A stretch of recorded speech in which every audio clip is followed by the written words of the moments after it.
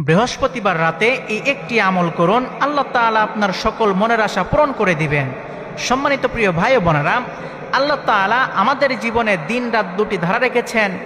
এর মধ্যে কিছু দিন এবং রাতকে স্পেশাল করেছেন, বরকতময় করেছেন। আপনি যদি এই বরকতময় দিন এবং রাতগুলোতে আমল করতে পারেন, ইনশাআল্লাহ দুনিয়া এবং আখিরাতের সফলতা অর্জন করতে পারবেন। এর মধ্যে অন্যতম একটি রাত হচ্ছে বৃহস্পতিবারের রাত, অর্থাৎ জুমার দিনের আগের রাত। বৃহস্পতিবার সূর্যাস্ত থেকে নিয়ে শুক্রবার সুবহে সাদিক পর্যন্ত এই সময়টা হচ্ছে অত্যন্ত গুরুত্বপূর্ণ একটি সময়, বরকতময় একটি সময়। হাদিসের মধ্যে এসেছে এমন 5টি রাত রয়েছে যে 5 রাতের দোয়া আল্লাহ তাআলা ফিরিয়ে দেন না। 1 নাম্বার বৃহস্পতিবারের রাত, 2 নাম্বার রজব মাসের প্রথম রাত, 3 নাম্বার শবে বরাতের রাত, 4 নাম্বার ঈদুল ফিতরের রাত, 5 নাম্বার ঈদুল আজহার রাত। এই 5 রাতের মধ্যে অন্যতম একটি রাত হচ্ছে বৃহস্পতিবারের রাত।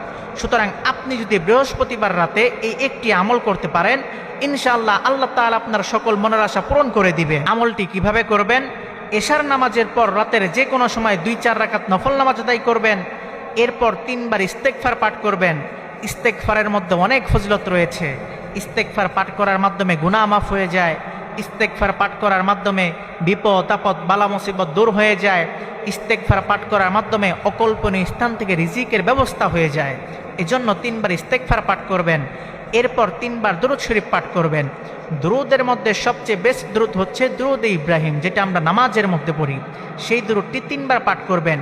এরপর এই একটি দোয়া হাতে গুনে গুনে 10 বার পাঠ করবেন। সেই দোয়াটি হচ্ছে লা ইলাহা ইল্লাল্লাহু ওয়াহদাহু লা শারীকা লাহ, লাহুল মুলকু ওয়া লাহুল হামদু ওয়া হুয়া আলা কুল্লি শাইইন কাদির, সুবহানাল্লাহ ওয়াল হামদুলিল্লাহ ওয়া লা ইলাহা ইল্লাল্লাহ ওয়াল্লাহু আকবার, লা হাওলা ওয়ালা কুওয়াতা ইল্লা বিল্লাহ।